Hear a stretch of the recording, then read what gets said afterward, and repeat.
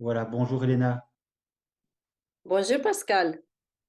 Heureux de te retrouver puisqu'on a eu déjà d'autres échanges sur d'autres thématiques dont on reviendra brièvement juste pour retracer un peu ton parcours, puisqu'effectivement ici on verra qu'il s'agit davantage de ton parcours artistique Oui, que l'on connaît moins, d'où l'intérêt effectivement de cet échange. Donc tu es né, Elena Sanchez, en 1970 à Salamanque en Espagne. En 1988, j'ai vu que tu obtiens ton baccalauréat en lettres et ensuite tu entames des études de droit ainsi que des études de philosophie, logique et métaphysique. J'ai envie de dire qu'à un moment donné, il y a un point de bascule, puisqu'effectivement, en 1990, ce ne sont pas les études qui se poursuivent, mais en fait, alors que tu es âgé seulement de 20 ans, tu es, diras-tu, recruté sans discernement dans la communauté monastique de la famille de Bethléem. Et c'est seulement en fait 21 longues années plus tard, donc en 2011, que tu quittes la communauté et en 2015, tu pars t'installer en France. Alors cette fois-ci, je l'ai dit, la ligne conductrice sera essentiellement l'art. Et j'ai cru comprendre en fait que ben, ta passion pour le dessin, en tout cas dans un premier temps, c'est une passion qui est venue très jeune déjà. Tu peux un peu nous expliquer peut-être dans quel contexte tu t'es mis au dessin? et les souvenirs que j'ai de moi-même, c'est que j'ai dessiné tout le temps. Même quand j'étais toute petite, je faisais tout le temps de dessin. En même temps, j'ai fait mes études, j'étudiais à l'école, tout allait très bien et j'avais une production de dessin incroyable. J'aimais beaucoup et j'ai participé avec passion à tous les concours de dessin que l'école organisait à la fin d'année, où pratiquement dans tous les concours, j'avais les premiers prix. Donc, c'était vraiment quelque chose qui m'a toujours passionnée en étant toute petite. Ce qui a vraiment freiné mon élan, c'est qu'en étant dans ce désir de vivre de l'art, je l'ai commenté à mes parents et ils m'ont dit que c'était pas possible, qu'on ne pouvait pas, que je pouvais pas vivre en étant peintre. Donc, du coup, j'ai vraiment éliminé de mon horizon la peinture et je me suis enfoncée vraiment dans les études de droit, Mhm. chose qui était vraiment assez loin de ce que j'étais profondément. C'est ça. Et donc, c'est en entrant au monastère, les sœurs ont perçu assez rapidement, ils ont constaté que ma facilité pour le dessin et la peinture. Donc, assez rapidement, j'étais embauchée pour la décoration de la faïence. Et 4 ans plus tard, après mon entrée, on a commencé à m'apprendre l'iconographie, que j'ai toujours pratiquée jusqu'à la sortie du monastère et même après, même actuellement, jusqu'à il y a peu, et même actuellement, je donne aussi des cours d'iconographie. Comment tu as fait quelque part, Elena, cette transition entre le dessin toute jeune et puis passer effectivement à l'iconographie avec une formation à la clé? C'est évidemment tout à fait un autre concept, c'est ici évidemment un concept religieux. Dans quel état d'esprit en fait tu étais par rapport à ce changement, quelque part j'ai envie de dire de paradigme, quoi. C'est pas forcément évident de passer du dessin, je dirais, enfantin à quelque chose de beaucoup plus strict, beaucoup plus orthodoxe aussi, beaucoup plus religieux. Bon, il faut dire aussi que quand j'étais jeune, j'aimais beaucoup aussi des dessins de géométrie très précis avec l'encre de Chine, etc. Donc, il y avait déjà une précision et un amour pour des dessins bien faits dès le début. Après, comme évidemment, j'ai enlevé complètement de mon horizon la peinture, je suis arrivée au monastère et, disons, la seule manière d'exercer la peinture, c'était par l'iconographie, qui est, si on peut dire un art, je ne sais pas, qui est assez strict. Je me doute dans le sens de que l'art est lié à la liberté, à une liberté de création, une liberté artistique, chose qu'on n'a pas dans l'iconographie. Dans l'iconographie, on est très cadré au niveau du dessin, au niveau des couleurs, au niveau des modèles. Donc, on est vraiment tenu à ce qu'on appelle une tradition iconographique. Donc, Mhm. en étant le seul moyen d'expression artistique, ben, je l'ai pris avec passion. Voilà, ça a été mon passage, parce qu'il n'y avait pas, je n'avais pas continué à exercer avant. Tu te souviens de l'époque plus ou moins à laquelle tu as produit cette iconographie? Oui, on m'a appris l'iconographie quand j'avais 24 ans.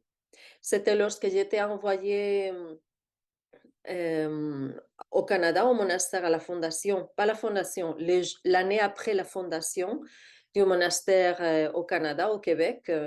Pour les personnes qui ont entendu déjà mes vidéos, c'était cette période où j'étais envoyée sans me dire les motifs de cet envoi, que c'était pour un suivi psychologique. Euh, alors qu'on m'avait dit que j'allais pour faire des études. Donc, c'est dans ce contexte assez sombre et très douloureux et froid dans tous les, dans tous les sens du mot qu'on a commencé à m'apprendre, une sœur a commencé à m'apprendre l'iconographie. Et après, je n'étais pas tellement passionnée, ça ne me disait pas grand-chose, mais les responsables ont beaucoup insisté pour que je continue avec l'iconographie. C'est ça. Tu es resté effectivement 21 ans à Bethléem. Je mettrai dans les liens vidéo où tu racontes ton long parcours au sein de Bethléem. Tu pourrais dire en fait que l'iconographie, quelque part, en même temps, ça t'a maintenu la tête hors de l'eau, ou bien au contraire, ça te rendait les choses encore plus compliquées? Et l'art, en faisant la relecture de mes années au monastère, pardon, excuse-moi. En fait, je pense que c'est l'iconographie et la décoration de la faïence, ainsi que la décoration des boutiques qu'on me confiait, qui donnait un goût, si on peut dire, aux années que j'ai passées à l'intérieur du monastère. Donc, d'une certaine manière, ça m'a maintenu en vie, Hmm. et presque littéralement, parce Ouais. que la tentation du suicide a été vraiment très présente sur les dernières années de ma vie au monastère. Je ne trouvais pas de sens, plus de sens à ces modes de vie et à ces fonctionnements. Mhm. Et je ne trouvais pas de sortie. Donc oui, l'art m'a maintenu en vie et m'a et lorsque la responsable générale, sœur Isabelle, sans aucune raison, du jour au lendemain, m'a complètement enlevé l'iconographie, alors qu'un mois avant, elle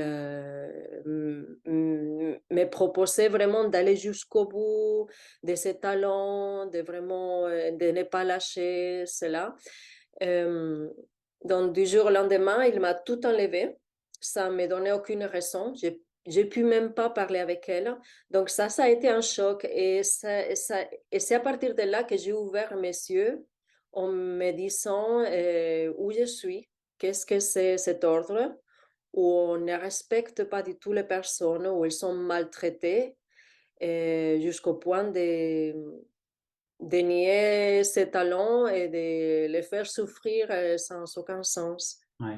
Donc ça a été le début d'un questionnement très profond au moment où on m'a enlevé l'iconographie et la décoration de la C'est faïence. ça. Il a fallu ça pour qu'il y ait un électrochoc quelque part. Ouais, C'est vrai évidemment que l'art, j'imagine que tu me démentiras pas, mais l'art évidemment c'est le reflet aussi de l'être intérieur, de ce que tu vis. Donc ce que je te proposais évidemment, c'était justement de voir cette évolution intérieure au travers justement de l'évolution de ta peinture. Donc on va passer alors du coup, sans plus attendre, à la deuxième peinture que tu m'as proposée, qui est celle-ci.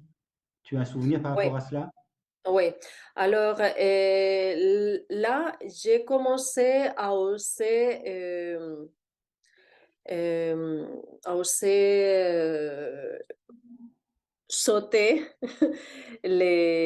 l'iconographie dans ses règles strictes. Et là, j'ai commencé à faire à ma manière. Donc déjà là, j'ai commencé à conquérir mon schéma de liberté au niveau artistique. Donc là, j'ai fait une icône, oui, c'est une icône, mais selon j'avais inventé la manière de procéder en utilisant la même technique et les mêmes pigments. Et tu te souviens, Elena, éventuellement plus ou moins le temps qu'il a fallu entre la première icône qu'on a vue et celle-ci? Et tu veux dire les temps de production de chacune? Non, l'intervalle de temps entre les deux Oui, pour... alors la première, je l'ai réalisée pendant les premiers confinements en 2019 et la deuxième, je crois que je l'ai faite un an et demi, 2 ans après. Donc quand même, hein, D'accord, ça prend du temps. ça prend Ça du prend temps. du temps de se délivrer de tous ces canons. Ouais. Et alors Alors, celle-ci, oui, celle-ci, c'est voilà, Simone Veil, que j'aime beaucoup. Donc, à l'intérieur de cette évolution personnelle, il y avait tout un questionnement profond sur qui j'étais, sur la femme dans un combat pour être vraiment elle-même. Et j'étais interpellée par Simone Veil. Et en même temps que j'avais fait l'icône précédente, j'ai fait ce portrait à la suite en écoutant son premier témoignage public sur son parcours, comment elle avait été détenue, voilà ce qu'elle avait vécu. Donc, il y a eu déjà, j'ai commencé à avoir toute une recherche profonde en cherchant des idéaux de femmes fortes. J'ai aussi fait une peinture que là, sur ce documentaire, vous ne verrez pas, sur Frida Kahlo, ah oui, où j'ai trouvé aussi une femme forte, artiste, qui s'est battue aussi avec l'art, par l'art.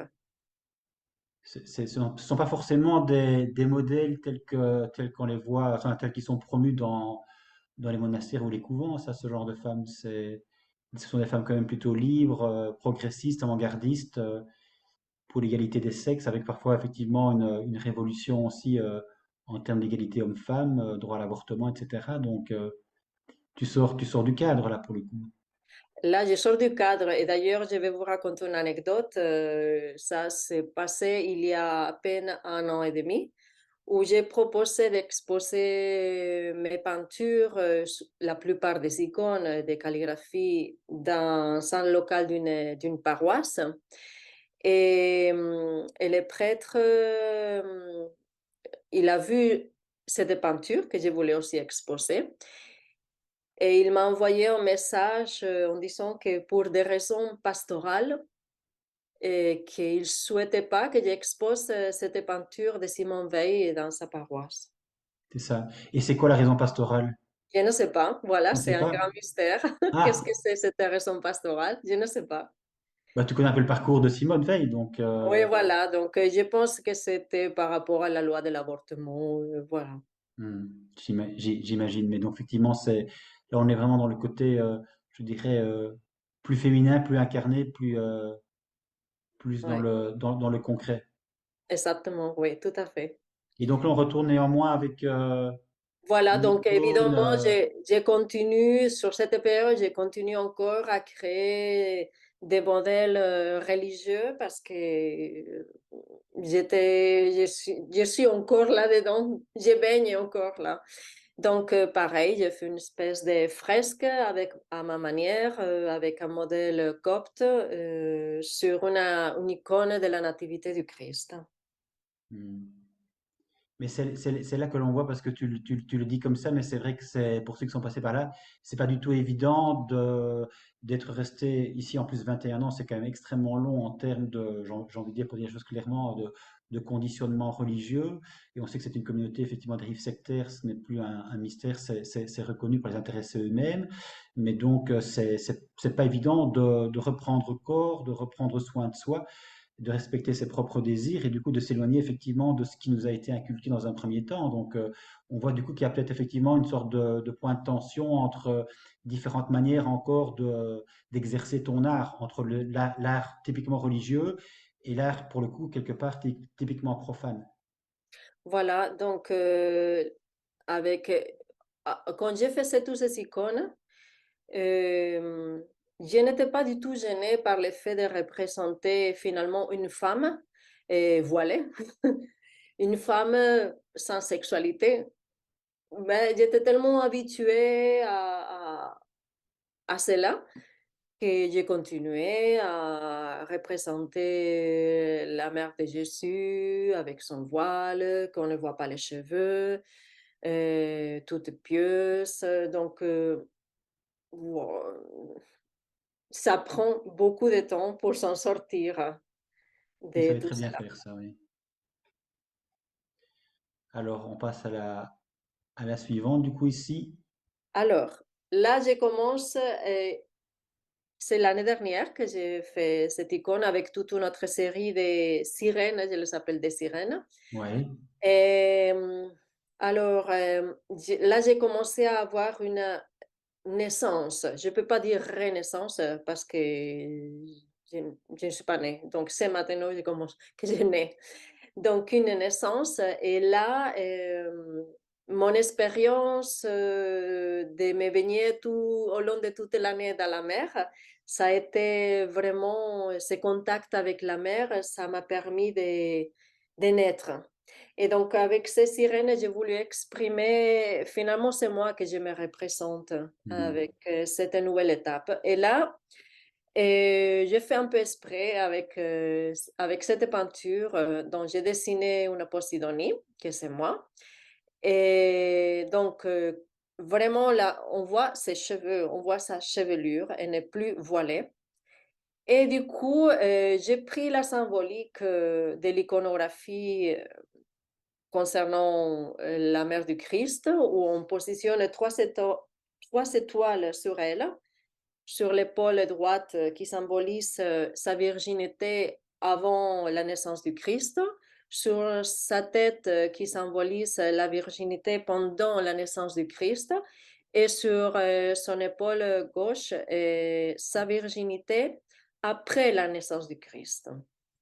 Donc là, j'ai pris cette symbolique pour dire non, les vrais modèles de la vraie femme, c'est pas une femme qui demeure vierge, c'est une femme dans sa totalité. Et donc de là, j'ai pris justement le symbole des trois étoiles de mer, un peu pour, pas ironique, mais disons, c'est une autre vierge. oui, c'est ça. C'est peut-être Un pour montrer autre un petit peu la modèle de femme. transition. Oui, oui, oui, Il y a une transition. Moi, quand je la vois, oui, évidemment, ça fait penser un petit peu à une nouvelle immersion. Il y a le baptême catholique avec toute la symbolique du péché originel. Et puis ici, il y a peut-être cette femme qui, effectivement, commence à voir les choses un petit peu avec un autre regard. absolument. Et c'est où je suis immergée dans la nature et là, je commence à voir qui suis-je à l'aide de la mer, justement. Mhm. L'évolution dont on parlait. Oui, Et ça, c'est alors, encore là, je montre l'intégralité. Hop. une Poséidonie, voilà. Ouais. Donc, pareil, ces sirènes sont sous l'eau, sont immergées. Et toujours cette chevelure, symbole d'une liberté, d'une féminité qui n'est pas cachée, qui n'est pas interdite. Voilà. Alors que dans l'iconographie chrétienne, la féminité, elle est vraiment interdite. On ne verra pas les cheveux de la Vierge Marie. Non, c'est sûr. Et voilà. Donc là, je dessine de nouveau ces sirènes avec les cheveux en liberté. C'est la liberté de penser, la liberté d'agir. Et là, j'ai introduit un petit poisson. Il y a comme un dialogue, commence à s'établir un dialogue, un message que la nature me donne pour cette nouvelle naissance. Mhm. Je le symbolise par ce dialogue secret qu'il y a entre ces poissons et cette sirène.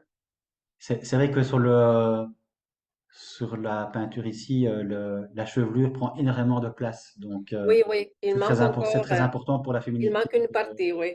Ouais, c'est justement le le contrepoids, j'ai envie de dire. C'est tout à fait opposé à ce que à ce que tu as connu. Et j'imagine que du coup, cette transition pour oser justement quelque part se montrer ainsi, alors que quelque part, ça va être naturel pour n'importe quelle femme au monde. Mais le fait d'avoir vécu ce que tu as vécu pendant 21 ans, j'imagine que passer, c'était un peu quelque part comme si on passait d'un extrême à un autre. Oui, oui, l'extrême de l'Église à l'équilibre de la vie actuelle. Ouais, et c'est Donc, récent parce que c'est 2022. oui, voilà, voilà. Donc, oui, là, voilà, j'ai enlevé ces voiles qui couvrent la tête de la Vierge, la tête de la femme, et je la laisse en liberté, et je la laisse sortir sa féminité telle qu'elle est, et dans toute son splendeur. Mhm. Très bien. Et Alors, néanmoins, on revient à oui, Nantes voilà. ici. Donc, il y a toujours des va-et-vient. Ouais, Il a toujours des va-et-vient. Donc, encore là, j'essaie de créer quelque chose et comme par hasard, je pense aux anges. Donc, il y a encore, voilà, des vestiges qui restent là, tenaces, à sortir qui ont imprégné mon imaginaire pendant ces 21 longues années au monastère, ouais, qui prend même l'imaginaire d'un peintre. Donc là, de nouveau, je suis avec une thématique, mine de rien, religieuse, sauf que je n'ai pas mis l'auréole. Et j'ai commencé à introduire de nouveau j'ai commencé à introduire la nature. Donc, il y a comme un passage, encore des vestiges d'avant, mais avec une nouveauté.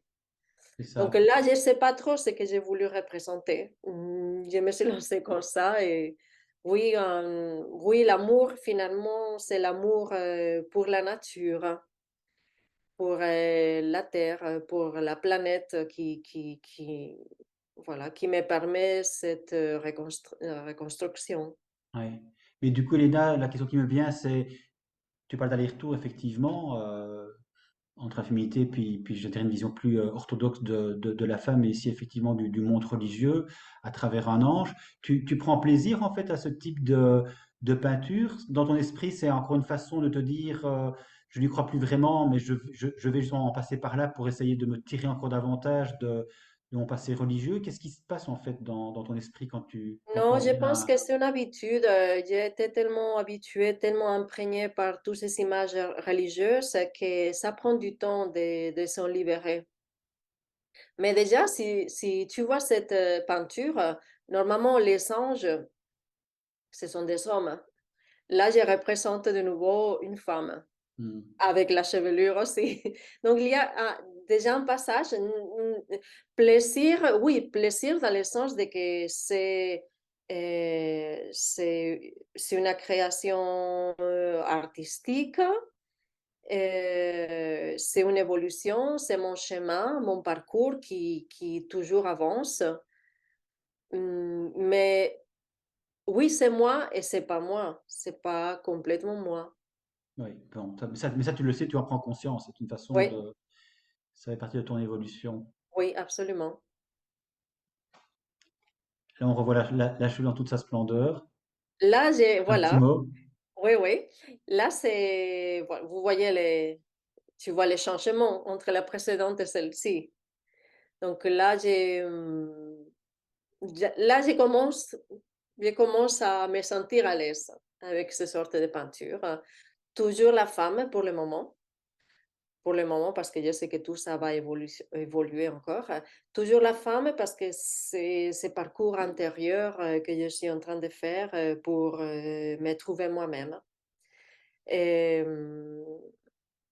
j'aimais beaucoup l'intensité sur le regard. Euh, J'aime bien la chevelure, pareil. Et voilà, je laisse exprimer une féminité, la beauté de la féminité qui a été tellement interdite pendant ces années dans le monastère. Ouais. J'ai l'impression là que c'est un petit peu la femme qui se sent belle et qui le sachant, a aussi envie de plaire et d'entrer en lien. C'est-à-dire qu'on n'est plus dans la fermeture, dans le sacrifice, dans l'obligation d'être absolument introverti, mais là, au contraire, on est dans une expansion de son être. Oui, et on n'a plus cette notion de la féminité comme un péché. Et dans la croyance religieuse, quand même, Mhm. il faut être quand même, voilà, il faut avoir toujours une limite. Il ne faut pas trop exprimer sa féminité parce que non, ça ne va pas. Donc, oui, c'est dans ce sens-là de la liberté d'une femme qui exprime sa féminité comme elle est, voilà, la féminité qu'elle a. Donc là, on est sorti arrivé à ce moment-ci, on est sorti des anges. Oui, oui, ça y est, Oui, ça y est, c'est les fini. anges se sont envolés. Ils se sont envolés pour de bon. Oui. Il reste Elena alors. Oui, effectivement, là, ils se sont bien envolés les anges. Là, ils se On est dans sont la période vraiment, ils sont partis purgation, en quoi. courant. Et alors, j'ai choisi cette image aussi pareil parce que je la trouvais très féminine, très belle. Et c'est quand j'ai commencé à la faire que je me suis, parce que je pars d'un modèle, je me suis aperçue qu'en fait, elle avait et voilà, elle était un peu plus à l'heure que l'autre. J'ai dit, bon, voilà, hein, pourquoi pas. Donc voilà, ça continue dans ce C'est bien. sens, Donc en fait, là, une libération. tu assumes ton évolution, ta libération. Oui, c'est ça. Oui, oui, Ouais. absolument. Mais le fait de l'assumer, c'est pas simplement d'en faire une peinture, c'est aussi justement le fait de pouvoir t'en exprimer, je dirais Oui, aussi ouvertement et au travers de l'exposition dont on parlera tout à l'heure, hein. absolument. Et donc ici, toujours la femme avec ses cheveux bien dégagés. Qu'est-ce que tu as voulu représenter ici en fait? Et je la trouvais très belle, très élégante, paisible. Voilà, déjà, c'est le premier tableau que j'ai fait où les personnages me regardent. Les autres, bon, disons, les portraits des femmes, parce que j'en ai fait d'autres avant, et ils ne me regardaient pas. Il avait un regard légèrement, pas fuyant, euh, pensant, méditatif. Mais là, elle commence à se positionner. Elle me regarde en face. Oui. Ou toi, tu la regardes en face. On peut voir ça dans les deux. Oui, en fait, comme je te dis, toutes ces peintures, au fond, c'est moi. Hmm. C'est moi. Tu es sorti l'ENA en 2011, pour rappel, donc il y a quand même maintenant 11 ans que tu es sorti. Mhm. Euh, Tu as vraiment le sentiment maintenant d'en être, entre guillemets, justement pour le coup, entièrement sorti, ou bien il y a encore des va-et-vient, des retours, des moments difficiles, ou bien tu es comme sur cette peinture, de manière générale, que l'on pourrait dire une femme sereine. Et oui, je suis une femme sereine. Euh, Mais je pense qu'il y a encore un peu de chemin à parcourir, hein. Mais un chemin à parcourir, ça ne veut pas dire que ça va prendre du temps. Ça peut se faire une fraction de seconde. Ce sont comme des prises de conscience maintenant qui vont très vite, sont très rapides. Et je pense que maintenant, par cette exposition où où j'ai dit, je parle de mon passé ouvertement, et ça va se savoir. Donc là, je me sens vraiment libérée. Je me sens libérée et ce qui est surprenant, c'est que depuis que j'ai commencé à le dire ouvertement, euh, toute mon histoire commence à se dérouler facilement. Et même, je sens comme, dans le langage un peu plus spirituel, comme l'univers qui se met à mon service, au service de mon projet et de mon évolution. Et quand je parle de l'univers, Je parle aussi des personnes qui m'entourent, même des gens qui ne me connaissent de rien. Il y a comme une compréhension profonde et oui, oui, oui, les choses sont de plus en plus faciles. Tu as quitté en 2011, tu as repris la peinture, si je ne m'abuse, en 2019. Oui, Donc il y a quand avec le même eu confinement. une période de carence, j'ai envie de dire, de 8 années. Euh, et l'art est revenu à toi, en fait, dans quelles conditions, qu'est-ce qui finalement t'a amené après ces années, euh, on aurait pu se dire, voilà, la page est tournée, je pense à autre chose, je fais autre chose, et là tu reviens à l'art de cette façon-ci, qu'est-ce qui a été l'étincelle? L'étincelle, ça a été qu'au bout de 5 ans, en 2019, donc 8 ans, pendant ces 8 ans, après ma sortie, j'étais, oui, je n'étais pas complètement, c'était pas complètement moi. Et donc, c'est à travers une amie qui m'a dit, sans trop connaître ce que je faisais, elle m'a dit, tant que tu n'introduiras pas l'art dans ton histoire et dans ce que tu fais, ça ne va pas avancer. Et effectivement, depuis que j'ai osé, j'ai eu très peur, hein, vraiment. J'étais paniquée par prendre un pinceau. Je prenais un pinceau, j'ai peigné 5, 10 minutes, j'étais épuisée de fatigue. Tellement ça a été un choc énorme de Mhm. reprendre et de me reconnaître dans ses capacités artistiques. Ça a été très, très dur, hein. J'ai préféré continuer à les nier, mais en fait, je T'autoriser, n'étais pas ouais, heureuse. ouais. Et donc, on poursuit sur la femme. Oui, là, c'est le dernier tableau que j'ai fait. Oui, Et j'ai senti le besoin de représenter, de peindre en espagnol. tiens donc, Je ne sais pas pourquoi. moi non plus. Et donc, à travers ce tableau, j'exprime aussi l'amour pour mon pays. Et, euh, Et en même temps, à travers le regard de cette femme, je suis comme en train de lancer un défi à mon avenir. Et un défi que je sais que je vais relever. Et oui, voilà, c'est peu à peu, les choses sont de plus en plus claires et je me sens de mieux en mieux, oui. Oui, c'est là qu'on voit effectivement l'évolution avec ce regard de défi qui se dit on peut compter sur moi, je n'ai pas l'intention de rester dans mon coin, je vais prendre ma vie en main. Oui, oui, absolument. De Ouais, toute façon, je l'ai toujours pris en main, je l'ai toujours pris en main de ma sortie. Hum, mais maintenant, voilà, par les faits, par cette exposition où j'expose mon passé aussi, les gens vont savoir ouais, ce que j'ai vécu avant. Vraiment, ça marque vraiment, vraiment un avant et un après. c'est ça. Déjà la première vidéo que j'ai fait avec toi, ça m'a a marqué un avant et un après. Et maintenant, cet événement aussi euh, va le faire de manière encore plus forte. La première exposition que tu as faite, c'était en 2021.